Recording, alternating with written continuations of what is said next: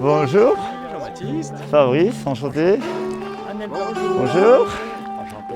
Donc en gros, les premières raisons d'arrêter le travail du sol, ça a été euh, l'érosion et les coulées de boue, parce que le travail du sol va déstructurer le sol. Déjà on peut voir qu'on travaille un sol un peu sec, on a un nuage de poussière derrière le tracteur, ça fait de l'érosion éolienne, c'est de la terre qui s'en va, des particules fines.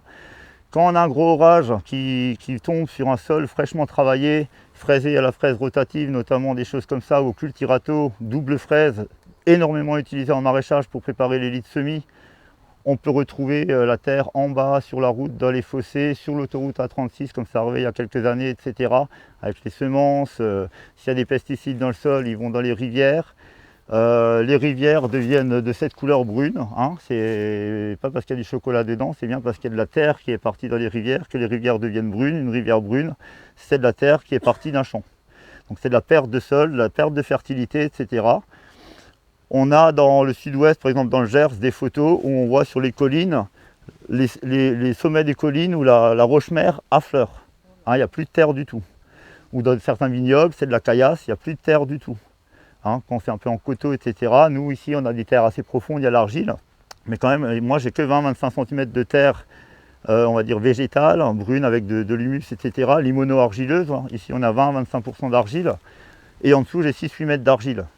Donc après, ce qui se passe à côté, les terres sont jaunes chez moi et les bruns foncés, quoi, encore. Parce que, voilà, le fait de labourer en profondeur, on mélange tout ça, on perd l'humus. On perd aussi l'humus parce que l'humus, c'est une chaîne de carbone sur lesquelles sont fixés tous les éléments minéraux, quoi. Et quand je fais un travail du sol, j'amène de l'oxygène dans le sol qui va oxyder le carbone. Carbone plus oxygène, ça va faire du CO2. Donc le carbone va s'échapper en gaz. Je ne le vois même pas, mais je perds mon carbone, donc ma matière organique, mon humus. Donc on a des tonnes de matière organique qui tombent à 3, 2, 1,5%, etc. On a des problèmes de fertilité, donc on a une obligation d'amener des engrais, etc. Dans le mouvement sol vivant, on estime qu'une terre fertile, il faut au moins 4% en gros de matière organique et qu'on est bien à 4, 5, 6%. Si on arrive à 6, 7%, on est très bien. Plus ou moins selon les sols, un sol argileux nécessite plus de matière organique puisqu'il y a plus grosse réserve, une capacité de fixation. Enfin, je ne vais pas rentrer trop dans les détails, vous devez un petit peu connaître si vous êtes agriculteur. Qu'un sol sableux. Après, dans un sol sableux, ça va permettre le fait d'avoir beaucoup d'humus, de lier tout ça, d'améliorer la réserve en eau, etc. Donc une des premières grosses raisons, c'est cette érosion, autant pour la fertilité, autant pour les coulées de boue, etc., qui font des dégâts assez considérables, qui sont capables de boucher une autoroute, quoi. Voilà, donc on va passer rapidement, je ne vais pas vous faire, je pourrais passer l'après-midi là-dessus, mais ce n'est pas l'objectif non plus. Ce que je peux vous montrer, c'est que, alors on dit toujours qu'il y a des coulées de boue, c'est la faute du maïs, j'entends des fois chez moi dans mon entourage, on lit même ça dans le journal. Alors moi je leur dis non, c'est pas la faute du maïs, parce qu'il y en a qui cultivent du maïs comme ça là, je ne sais pas si vous voyez. Donc on a le maïs, vous voyez en fait ils vont faire un couvert végétal, par exemple une céréale avec une légumineuse. On va au mois de mai ou quand on veut semer le maïs, on va rouler avec un rouleau ce couvert végétal, semer directement derrière le maïs. Et là, il peut pleuvoir là-dessus, il n'y a pas un grain de terre qui va partir. Le sol n'a pas été travaillé. On va semer directement dans le couvert couché. Et le maïs va pousser. Alors il y en a qui vont rajouter entre le maïs, par exemple, du trèfle, un couvert vivant, on appelle ça. Le rouleau, excuse-moi, c'est ce rouleau à dents qui... Rouleau Faca, oui, un rouleau avec des genres de dents. Après maintenant, il y a eu de l'innovation là-dedans avec des rouleaux plus efficaces. Parce que souvent dans ces systèmes, c'est souvent des conventionnels qui utilisent quand même encore un peu de glyphosate. Donc il y a une réflexion pour essayer d'arriver à se passer du glyphosate. Donc ils ont retrouvé des rouleaux, l'entreprise Rollensem, qui font des rouleaux un petit peu penchés, qui va plus abîmer les plantes, quoi, et être plus efficace dans la destruction des plantes. Nous, en maraîchage, sur des petites surfaces, ce qu'on va faire, c'est qu'on va mettre une bâche pendant 10-15 jours, une fois que le couvert est couché. On va enlever la bâche, 10-15 jours après, quoi. Et cette bâche, elle cache les rayons du soleil, il n'y a plus de photosynthèse, donc ça va achever la destruction du couvert et ça va aussi détruire les petites herbes qui peuvent pousser au pied du couvert végétal, quoi. Sinon, quand le couvert végétal est couché, les petites herbes vont repousser à travers. Mais après avoir semé? Avant. Avant avoir semé. On peut le faire après avoir semé, par exemple sur des plantes à longue levée, comme la carotte par exemple, qui met, bon, au printemps, en été ça va plus vite, mais si au printemps ça met 2-3 semaines à lever quand on les sème très tôt. En été ça ira, donc on peut bâcher pendant 10 jours ou comme ça sur la carotte ou le petit pois, je le fais aussi, je sème mon petit pois, il faut 10-15 jours ou 10-12 jours pour qu'il sorte. Du coup je peux bâcher une semaine on va dire, ce qu'il faut c'est débâcher à temps parce que sinon on occulte notre culture, ça va pas. Et il faut se méfier un peu des rongeurs, des limaces qui là en dessous, ils aiment bien aussi. Hein. Alors, je ne dis pas que c'est tout rose, tout va bien, mais il y a des techniques, il y a aussi des problèmes, mais il faut essayer de solutionner ces problèmes, etc. Et voilà, ça va maintenir aussi le semis humide, on a besoin de moins arroser. On peut faire aussi, voilà, on peut faire pré-germer les graines après pour que ça lève plus vite. Alors il faudra bâcher moins longtemps, mais ça permet d'économiser l'eau, enfin tout dépend des objectifs, du sol qu'on a, etc. Voilà, donc eux, sur des grandes surfaces, ils vont pas s'amuser à bâcher, et puis pour beaucoup encore, donc, en grande surface, utilisent la béquille glyphosate pour les herbes, mais il y en a qui arrivent à faire les choses en bio, mais en général, ils ont quand même un petit peu de travail du sol, alors des sarclages, par exemple, il y a Michel Rush, dans le Bas-Rhin, je ne sais pas si vous connaissez peut-être, Michel Rush. Il a des vidéos, des conférences sur YouTube très intéressantes. On avait fait des formations hein, dans les associations MSV. On organise des formations aussi avec soit des agriculteurs pour le retour d'expérience, soit des chercheurs comme Marcel Boucher sur les vers de terre, spécialiste des vers de terre, ou Marc-André Sellos sur les mycorhizes. Enfin, on cherche des spécialistes pour qu'ils nous amènent leurs connaissances pour qu'on puisse raisonner avec un maximum de connaissances actuelles, quoi. Voilà, donc ce maïs après, si vous voyez sur les photos, vous voyez là il lève, on a le trèfle semé entre. Et alors il y en a qui vont entretenir le trèfle avec, ils ont des genres de machines avec des tondeuses, comme des bineuses, mais à la place des dents de bineuses, ils ont des tondeuses, hein, des broyeurs. Et puis ils vont de temps en temps faucher le trèfle. Et puis ça va, déjà ça ramène l'azote dans le sol. Grâce aux mycorhizes, il y a de l'azote qui peut passer direct à la culture. Et puis si on le fauche de temps en temps, l'azote est rendu nouveau, ça va se dégrader, puis ça va nourrir le maïs, quoi. Il y a tout un panel de techniques possibles, hein. C'est après l'imagination. Et puis quand on commence à s'y mettre, en fait, l'inspiration vient en faisant, quoi. Plus on fait, plus on voit que ça se passe comme ci, comme ça. On essaye des trucs, ça marche, ça marche pas. On dit ah tiens, ça pourrait être pas mal. Des fois il y a des hasards, on découvre des choses par hasard, quoi, comme beaucoup de découvertes hein, aussi, etc. Bon voilà, c'est des possibilités. Bon voilà pour ça. Ça vous illustre un petit peu le sol vivant. En gros, c'est une image justement de ce fameux Lucien Segui qui a dessiné ce dessin-là. Donc ça, c'est le sol avec les galeries de vers de terre. Hein, donc on a notamment les vers de terre anéciques qui font des galeries verticales qui peuvent aller à plusieurs mètres de profondeur. Donc moi j'ai cette approche un peu goethéenne là, de la biodynamie justement, où on peut comparer ça, c'est un bout de peau. Hein. Et puis on a les poils, les veines, etc.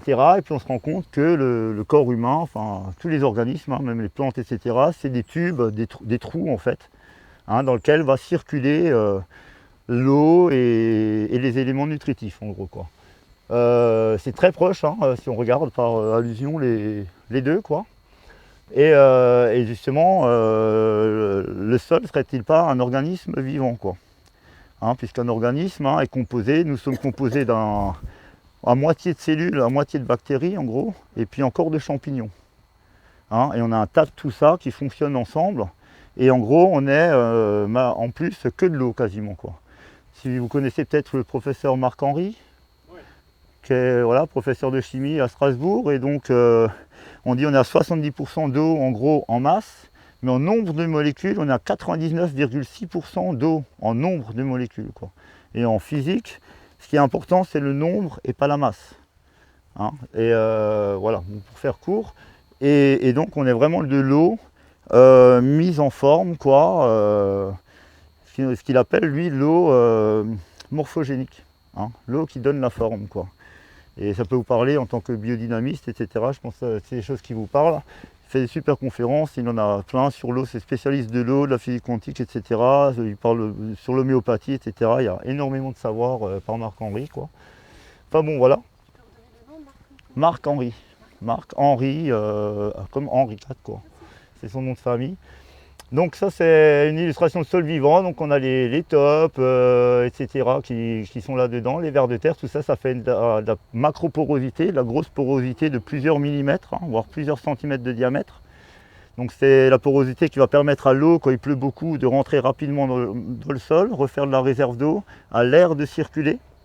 Une fois que le sol s'est ressuyé, que cette eau qui remplit ces galeries, c'est donc ressuyé, quoi.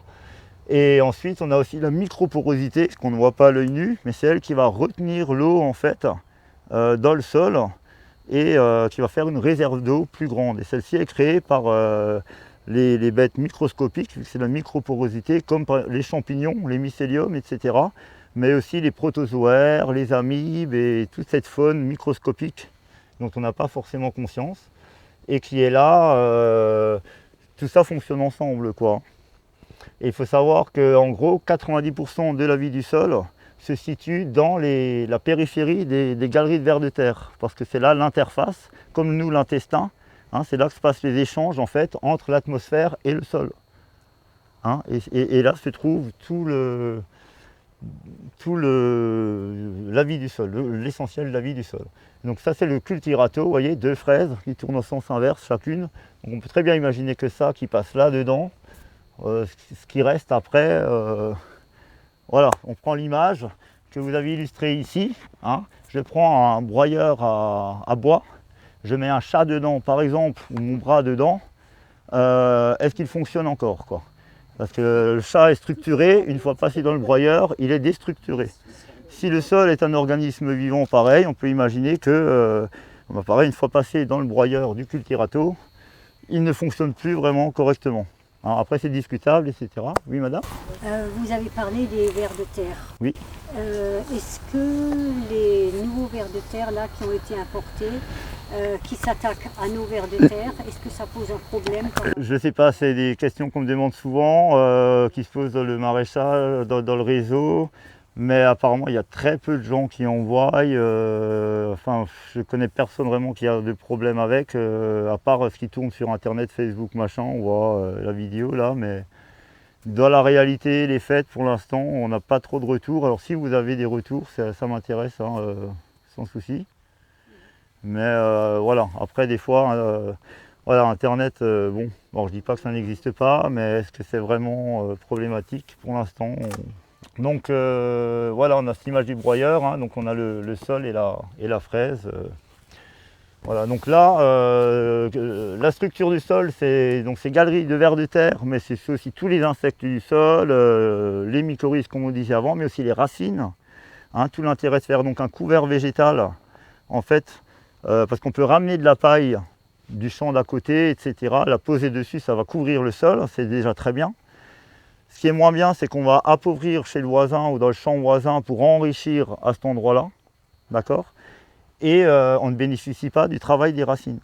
Alors qu'un couvert végétal, vous avez des racines qui vont aller profondément dans le sol, hein, c'est 1 mètre, 2 mètres, voire plus de profondeur. Ces racines, elles vont déjà perforer le sol, le structurer, parce qu'autour des racines, il y a tout un cortège bactérien, etc., qui va se nourrir d'exsudat racinaire, c'est-à-dire de substances carbonées que la plante va envoyer dans le sol pour nourrir ces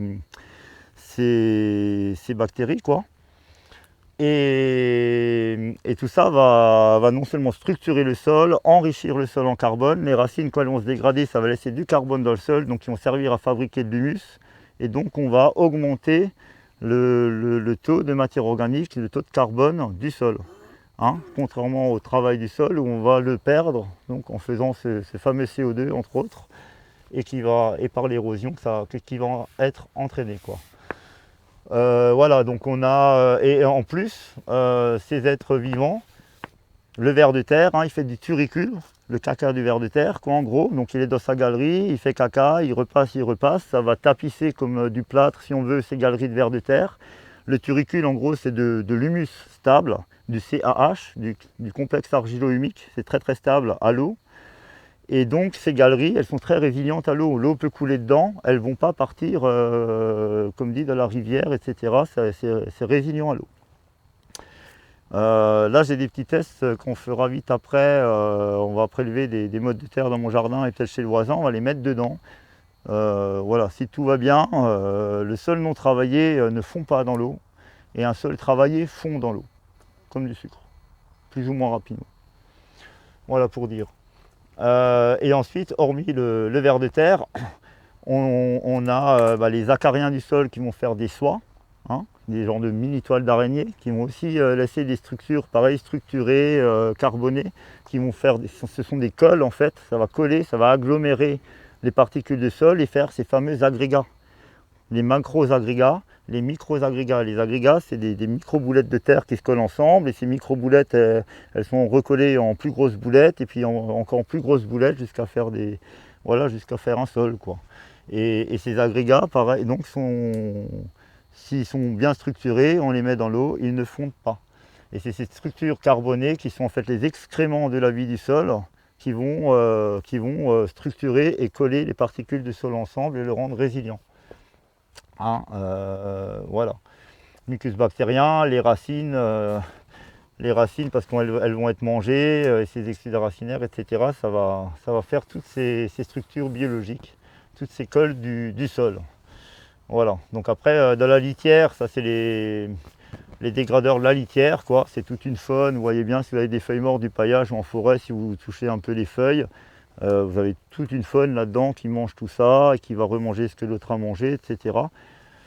Bon, voilà, je ne vais pas développer plus, hein, jusqu'au ver de terre qui remange tout ça. Et le ver de terre, il va assembler donc la partie argile et l'humus grâce à du calcium et grâce aux bactéries qui sont dans son tube digestif en complexe argilo-humique, hein, c'est ces fameux turicules. Et c'est un des gros fabricants du complexe argilo-humique. Voilà. Donc ça, c'est maintenant une mode du sol du jardin. On va faire des petits prélèvements un petit peu à la fourche à droite à gauche pour voir comment c'est. Alors c'est jamais homogène, hein. C'est pas comme si on passe une machine et après c'est partout pareil. Il y a des endroits, surtout dans le sol argileux, qui vont être plus poreux, d'autres moins poreux, plus compactés d'apparence ou moins compactés d'apparence. Ce qui est assez étonnant, c'est qu'il y a des endroits, des fois, j'ai l'impression que c'est compacté et tout machin, mais ça pousse quand même. Du coup, c'est bien qu'il y a quand même cette porosité qui permet à l'eau et l'air de circuler, aux racines de pénétrer le sol, etc. Donc ici, vous avez la photo brute. Ici, vous avez la même photo où j'ai mis en apparence les galeries, vous voyez, qui sont verticales, coupées en deux. Et ensuite, vous avez les flèches qui indiquent des trous, où c'est les galeries dans l'autre sens. Vous voyez. Donc ça, c'est une motte, bon, elle est un peu agrandie sur la photo, hein. Mais en gros, on a des... Voilà, et ça c'est que de la macroporosité, c'est ce qu'on voit à peu près dans la motte. Alors super intéressant toujours de prendre une motte, d'observer, il faut se faire un peu les yeux. C'est comme quand on cherche les champignons, les premières fois on voit rien, et puis à force d'y aller, on en voit de plus en plus. Ben là c'est pareil, il faut s'exercer les yeux, à voir ces petites porosités dans le sol. Et on peut se rendre compte de beaucoup de choses. Et même là, si cette terre qui est argileuse chez moi, à 20-25% d'argile, elle a l'air de faire un bloc, elle est pleine de trous. Et ce qui est donc important dans ces méthodes, c'est de faire des trous. Et ces trous, c'est donc les vers de terre, etc., toute la faune qu'on a vue avant qui va faire ces trous et qui va entretenir ces trous. Et il faut savoir qu'une galerie de vers de terre, il y a des gens qui ont fait l'expérience pour voir combien de temps elles vont tenir en place. Et donc ils ont fait ça pendant 25 ans, ces gens-là sont morts et les galeries de vers de terre étaient encore en place, donc elles tiennent au moins 25 ans ou plus, après ça a été arrêté, pour info, quoi. Et sachant qu'un bébé ver de terre va refaire une nouvelle galerie à sa taille, puisqu'il ne pourra pas grimper dans une grosse galerie, quoi, etc. Voilà en gros, là ça illustre ce que je vous disais, une motte dans l'eau, 6 mois après, là l'herbe repousse de la motte carrément. Et elle est toujours dedans, alors que celle-là, bon, il y a des blocs qui sont encore dedans et une bonne partie qui a fondu, et des fois vous mettez dedans et ça fond en moins d'une minute, c'est impressionnant, quoi. Des fois il faut plus de temps, ça dépend aussi si le sol a été travaillé fraîchement ou si vous êtes en fin de culture du maïs par exemple, ça va passer une saison après sans travail du sol, ils mettent le désherbant et bignent pas, etc. Donc elle va quand même être plus résiliente parce qu'il y a quand même une structure qui se refait. On trouve aussi des trous de galeries de vers de terre parce qu'il y a toujours des vers de terre qui restent malgré tout, hein. En gros, en chiffres, on tombe en gros entre 50 et 500 kg ou 500 et 300 kg dans un sol travaillé, labouré régulièrement. Et sur une prairie, on est à 1, 2, 3 tonnes de vers de terre en moyenne, voire plus, quoi. Mais en gros 2 tonnes plus ou moins, quoi. Excuse-moi, c'est par rapport à quel volume de terre? À l'hectare. À l'hectare sur une couche de 30 cm. Hein, c'est un peu la base de ce qu'on utilise en agronomie quand on parle de sol. Même si la plante prospecte bien plus loin, que les vers de terre vont bien plus profond que 30 cm, etc.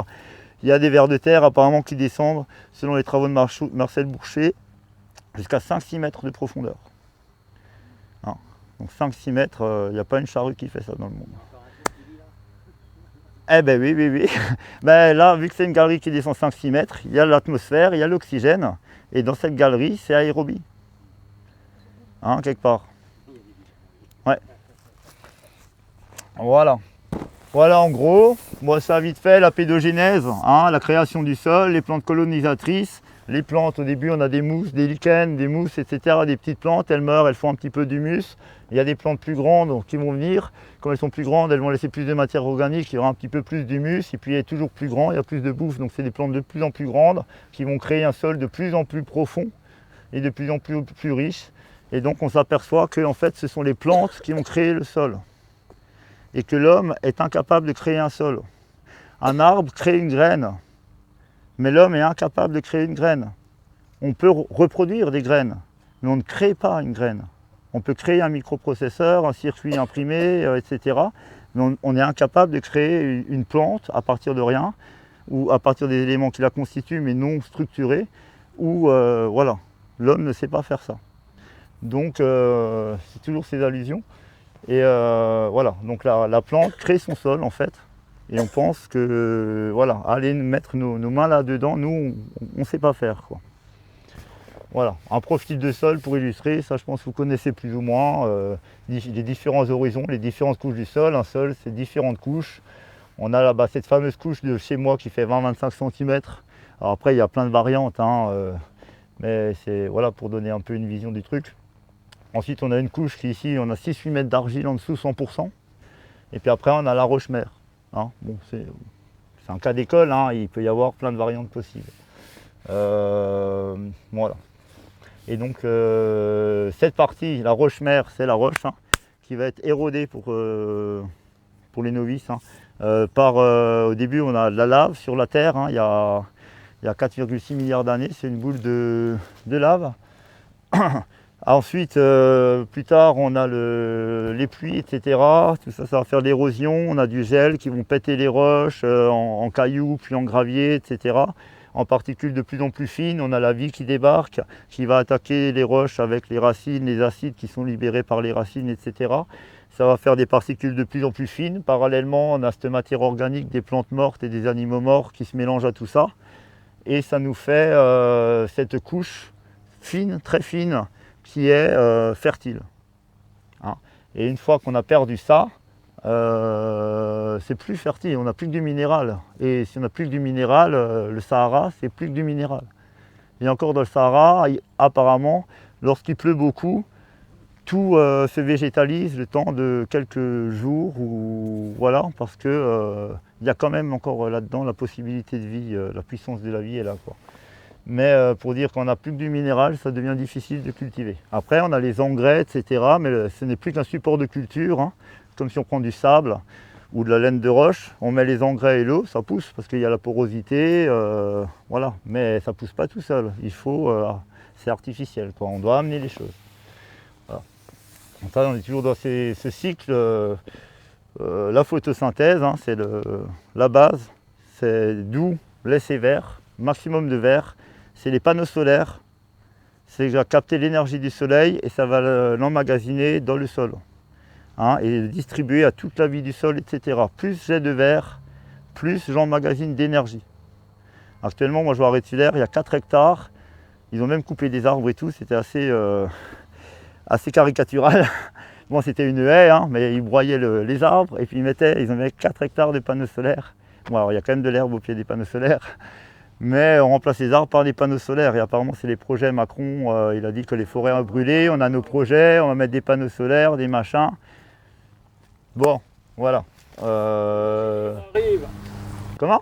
L'énergie libre arrive. L'énergie libre arrive. Amen. Merci. On y croit, on y croit. Pour l'instant, voilà. L'énergie libre, pour l'instant, pour moi, elle est là. Hein. Le soleil, elle est là. Hein. Après, il y a Tesla, il y a tout ça, mais je n'ai pas encore vu de... Mais Inch'Allah, si vous avez des nouvelles, moi ça m'intéresse beaucoup, si vous avez des infos là-dessus. Bon, ça fonctionne, hein. Moteur énergie libre, il fonctionne. Ah ouais? Ok. Vous avez vu ça de vos propres yeux, quoi? Ouais. Ok, c'est ça que j'attends, moi. Parce que bon, je vois... Mais ça ne reviendra pas jusque-là. Après, voilà. Voilà. Mais Inch'Allah, ça serait pas mal. Après, ça serait pas mal, mais peut-être que ça serait catastrophique aussi, parce qu'on risque de faire des choses, mon Dieu. Qui sait? Si l'énergie est infinie et trop accessible. Bon, voilà. Constitution du sol, en gros, 45% de minéral, 25% de trous, d'air, 25% d'eau. Enfin 20% ou voilà, on va dire, enfin non, 25, 25, 45 et 5% de matière organique, en gros. Sur ces 5, donc le sol c'est moitié du vide, hein. Une partie du vide va stocker l'air, une partie du vide va stocker l'eau, hein, macroporosité et microporosité comme on a vu. Et on a 5% de matière organique. Dans ces 5% de matière organique, grosso modo, on a 45% d'humus stable, 40% de matière en transition, 10% de matière fraîche. Donc la matière en transition, c'est la matière fraîche qui est en train d'être dégradée pour être transformée en matière stable, en humus. Et on a 5% de vie du sol. Voilà. Et pour 1 kg de terre, sur les 5%, on a 100 grammes de micro-organismes, bactéries, champignons, mycélium de champignons, protozoaires, toutes ces petites bestioles qu'on ne voit pas, 19 grammes d'animaux, et sur les 19 grammes d'animaux macroscopiques, on a 15 grammes de vers de terre. Donc en masse, le ver de terre est majoritaire. En nombre, ça serait plutôt les protozoaires et bien sûr bactéries qui sont tout petits, il y en a partout, etc. Voilà. Ça, on l'a vu avant, l'érosion. Donc ça, c'est pas un fossé, hein, c'est bien de la terre qui est partie. Hein. C'est pas une rivière, c'est la terre qui est partie. Et ça, c'est des images. Regardez les vidéos de Lucien Segui. Parce que lui, donc, ici, voilà, il dit on est au milieu tempéré. Quand on a 80 mm de pluie en 1 heure ou 2, c'est déjà beaucoup. Brésil, vous pouvez avoir, je crois, 400 ou 800 mm en 1 heure ou 2. Donc quand ça tombe, un champ travaillé, il reste vraiment plus grand chose. Il y a des crevasses de 5-10 mètres, des fois c'est des ravins qui se créent comme ça, quoi. J'ai vu des photos, c'est dingue. Hein. Au Vietnam, enfin les milieux tropicaux, tout ça. Donc il dit là-bas, c'est ce qui nous arrive ici, mais en accéléré. Donc ça doit nous servir à nous préparer. Parce qu'ici ça se passe doucement, on a encore le temps. Mais si on ne fait rien, ça se fait petit à petit, quoi. Voilà. Bon, voilà en gros. Ça, on a les réseaux de galeries. Il y en a des galeries, donc on a les vers de terre épigés qui sont sur la surface du sol, les décomposeurs de compost et tout ça, les petits vers rouges. On a les endogés qui sont voilà, dans les 10-20 cm de profondeur du sol, qui restent en surface. Et on a les anéciques qui vont travailler verticalement et mélanger les horizons qu'on voyait dans le profil. Moi, je retrouve des turicules, des fois, qui sont noirs et jaunes. Jaune, c'est l'argile de profondeur qui est remontée, et noir, c'est la terre d'en haut. Donc, ils mélangent tout ça. Dans les modes de sol, on voit des fois dans les galeries, pareil, on voit les cacas de vers de terre. Il y a aussi des genres de petites chambres, on voit ces cacas qui sont des fois noirs, des fois jaunes et tout ça. On voit bien que cette matière organique, on appelle ça la bioturbation, le mélange par la vie du sol, la biologie du sol, dans le profil. Hein, et c'est elle qui va mélanger tout ça et ensuite les racines vont prendre ces galeries et se nourrissent de tout ça. Je vous fais tout ça rapidement. Hein. Voilà, ça c'est toujours le corps humain, les systèmes sanguins, les nerfs et tout ça, tous ces tubes qui nous constituent en fait et qui font que nous fonctionnons quoi. Par rapport à notre sol ici, hein. Toujours pareil, hein, des tubes. Voilà. Ici les mycorhizes, donc ce que vous voyez ici, en gros, tout ce que vous voyez, hein, j'ai une photo, j'ai mis en évidence, mais je ne l'ai pas là-dessus. En gros, tous ces réseaux qu'on voit là, c'est les mycorhizes en fait. Et les racines, c'est les quelques gros principales, les quelques charpentières, et tout le reste, c'est des mycorhizes en fait. Les mycorhizes, c'est des mètres cubes de mycélium qui vont prospecter le sol, qui travaillent donc en symbiose avec la plante, comme dans une légumineuse. Les rhizobiums, les bactéries des légumineuses, vont échanger de l'azote de l'air avec la plante qui va lui donner des sucres, du carbone, quoi. Parce que la plante seule est capable de synthétiser le carbone hein, par la photosynthèse. Hein. La photosynthèse prend du CO2, la plante récupère le carbone, recrache l'oxygène. Et ce carbone rentre dans le sol où elle l'échange voilà, avec les bactéries, les champignons. Et en échange, les champignons lui donnent des minéraux, de l'eau, etc. Donc, il y a aussi Hervé Covès, ça vous parle, Hervé Covès? Oui. Hervé Covès, il y a une vidéo, notamment, qui s'appelle le cycle du phosphore, où il explique les mycorhizes. Par exemple, vous avez un rongeur qui va crever dans le champ d'à côté, là-bas. Il va être dégradé par des champignons. Par exemple, les eaux vont être dégradées par un champignon qui va prélever, par exemple, le phosphore, hein, vu que c'est une ressource rare, on va parler du phosphore, mais tous les minéraux.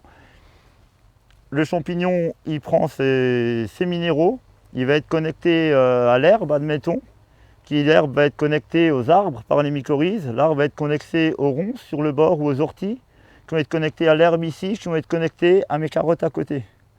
Et tous ces minéraux qui viennent du rongeur vont voyager là-dedans, chacun prélève ce qu'il a besoin et l'excédent est renvoyé au suivant, quoi. Et c'est tout un réseau comme ça, si on ne le perturbe pas par un travail du sol, parce qu'à partir du moment où je coupe avec une charrue ou une dent, hein, n'importe quel outil, je coupe ces réseaux, ça ne fonctionne plus, ou momentanément ça ne fonctionne plus. Ensuite ça va, comme nous si on se coupe, ça va cicatriser et se refaire. Mais si je coupe souvent, ça n'a jamais le temps de se refaire, quoi. Ok? Mycorhize. Et puis là j'ai la superstructure de l'univers, où on est toujours dans ce même type de structure fractale, etc. Voilà, je trouve ça assez passionnant et poétique. Voilà. Et puis là, vous avez aussi une image où on peut se rendre compte des différentes échelles, l'importance des échelles. C'est-à-dire nous sommes constitués d'atomes, de molécules, de cellules, de tissus, d'organes. Et nous sommes un organisme, et sur la planète, nous formons une population. Hein, c'est l'écologie qui étudie ça.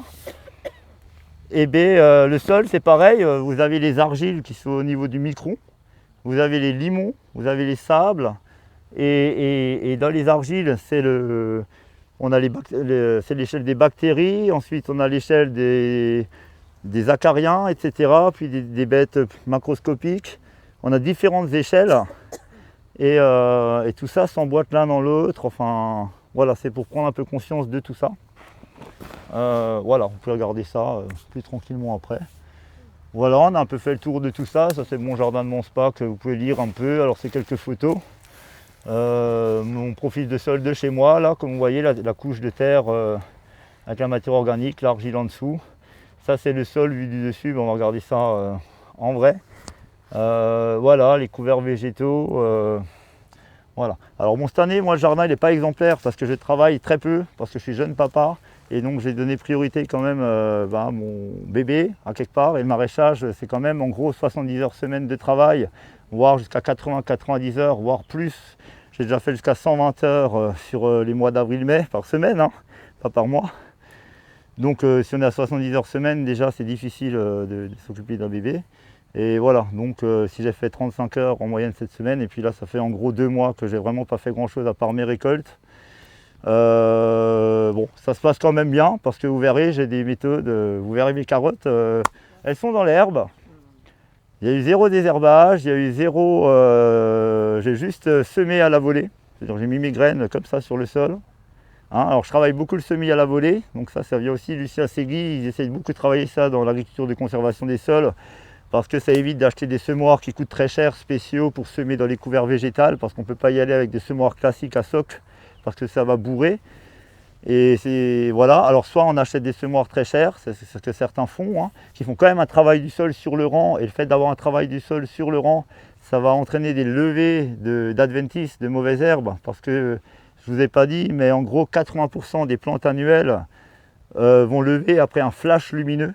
Donc chaque fois que je vais biner pour désherber, je vais soulever des graines, les exposer à la lumière et ça va leur déclencher une levée de dormance. C'est-à-dire la levée de dormance, c'est voilà, la graine dort dans la terre, elle ne germe pas jusqu'au moment où il y a l'action, le déclencheur de germination. Et ces déclencheurs, pour 80% des annuelles, des plantes annuelles, c'est les plantes qui font leur cycle en moins d'1 an. On a les bisannuelles, les vivaces. 80% de ces annuelles germent après un flash lumineux. Donc chaque fois que je travaille mon sol, voilà. Donc si je sème avec un outil qui rentre dans le sol, je vais avoir un enherbement sur le rang. Après, il y en a qui sèment la nuit pour éviter ça. Comme ça, ils n'ont pas le flash lumineux. C'est aussi une possibilité. Il y a beaucoup de possibilités. Et voilà. Donc il y en a qui développent le semis à la volée. Et après, pour faire du semis à la volée, on peut enrober les semences, comme le faisait Masanobu Fukuoka. Et après, il y a des techniques maintenant plus récentes, on va dire, qui sont notamment développées par Jean-Charles Devilliers, je ne sais pas si ça vous parle, qui est dans les Ardennes, où il enrobe les graines avec en fait justement des souches de mycorhizes, de bactéries fixatrices d'azote, etc., d'acides aminés, de chaînes humiques, qui vont comme ça, dès que la graine germe en fait, ce qu'il y a, c'est qu'il faut avoir l'irrigation pour maintenir bien humide, parce que dans ces systèmes, parce que sinon, bon, s'il pleut, ça fonctionne, mais s'il ne pleut pas assez, la graine peut germer, après ça sèche, et ça ne marche pas. Donc il faut arriver à maintenir humide le temps de la germination.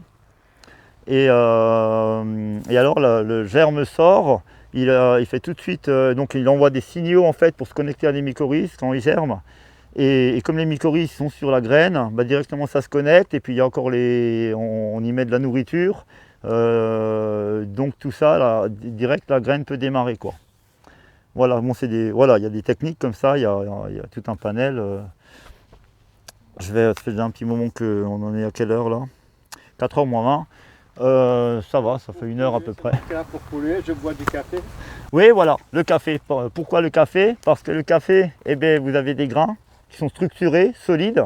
Vous les mettez dans l'eau, ils ne fondent pas. Qu'est-ce qu'il faut faire pour avoir du café savoureux qui se diffuse dans l'eau? Il faut le broyer. Voilà, c'est comme le sol là qu'on broie et qu'après, bon, bah, dans l'eau, il se dissout quoi. Donc le café, quand on fait du café, c'est exactement ce qu'on fait quand on passe le rotavator ou une fraise dans le sol et qu'il pleut après dessus quoi. On fait du café. Ça, c'est une formule de Konrad Schreiber. Je ne sais pas si vous connaissez Konrad Schreiber. Donc c'est un ingénieur agronome qui était agriculteur, éleveur pendant je sais pas, une vingtaine d'années ou quelque chose, de vaches laitières. Et après, donc il a appris aussi avec Lucien Segui et voilà, c'est un petit peu l'agronome qui nous a appris dans le réseau maraîchage sol vivant cette nouvelle agronomie des sols vivants. Parce qu'il faut aussi bien avoir en tête que toute l'agronomie qu'on apprend en école, même d'ingénieur, c'est de l'agronomie fondée sur du sol travaillé. Et un sol travaillé, comme ça, fonctionne différemment d'un sol non travaillé comme ça. Parce qu'il n'y a pas les mêmes êtres vivants, la même structure, tout ça, c'est plus la même chose, quoi. Un sol travaillé, il pleut, les éléments solubles se lessivent très facilement, etc. Un sol vivant, les éléments solubles vont être mangés par la vie du sol. Et ils ne se lessivent pas si vite, pour l'essentiel. Dès que quelque chose traîne, ça va être mangé. Et donc c'est retenu par la vie du sol, ou par le couvert végétal, les sipans qu'on met, c'est le même principe. Donc les sipans, c'est des couvertures végétales, pour ceux qui ne connaissent pas, qu'on doit semer obligatoirement en septembre, enfin dans certaines zones, je crois, je ne sais pas exactement, pour justement éviter les lessivages, etc. Parce que les racines vont prélever les racines, mais aussi les bactéries qui tournent autour des racines, etc. On peut trouver où alors le réseau des maraîchers Maraîchage sol vivant. Ouais. Eh bien, j'ai oublié de prendre les bulletins d'adhésion et les prospectus avec. Dans le 67, disons, on a une association MSV Grand Est, qui est Grand Est. Donc, je pourrais vous envoyer j'ai rien pris avec, je pourrais vous envoyer les coordonnées de notre amie animatrice. Alors, il y a un mail, si jamais, qui a changé, c'est plus le bon mail. Mais je peux vous écrire le mail sur une affiche. Je peux vous laisser une affiche avec, normalement elles sont en vente, mais je vais vous en offrir une, si ça vous dit. C'est une petite affiche. Ah oui, vous pouvez faire une photo si vous voulez. C'est une affiche qui a été faite par Vers de Terre Productions, je ne sais pas si vous connaissez. Donc c'est aussi des collègues, notamment c'est fondé par Conrad Schreiber, François Mulet et Vincent Levavasseur. Il n'y a pas une radio Vers de Terre qui fait des émissions aussi? Je ne la connais pas, mais c'est possible. J'ai un voisin, Dominique Muller, une fois il finit ses filles, il avait un truc sur les oreilles, je lui dis tu évites le bruit, pas du tout, j'écoute une émission, je me demande s'il ne m'a pas dit Radio Vers de Terre. Ah oui, peut-être, ou Vers de Terre Productions, bon c'est sur YouTube, hein, donc vous mettez internet, maintenant c'est comme la radio si on veut, hein, il n'y a pas les images dans ce cas-là, mais voilà, on n'est pas obligé d'avoir les images. Donc si vous ne savez pas quoi faire, que vous êtes dans les champs, dans le tracteur, vous pouvez mettre ça, moi je mets, hein, quand j'ai à faire des fois selon mon travail, je mets où je les télécharge, je les mets en direct sur le téléphone et puis j'écoute les conférences. Vous avez des formations complètes disponibles hein, qui font 7-8 heures, voire 2 fois 7-8 heures, voire 3 fois 7-8 heures hein, entières sur toutes les thématiques là et encore bien d'autres thématiques, autant dans le végétal, autant dans l'élevage. Il y a des centaines de vidéos là, c'est des milliers, c'est des dizaines de milliers d'heures de formation. Gratuite. Ok? Vers de Terre Productions. Oui, après il y a d'autres chaînes. Voilà, il y en a un paquet. Voilà. Est-ce que vous avez des questions sur tout ce qu'on vient de voir un peu ou... On va voir les carottes. On va voir les carottes? Bon, on va descendre.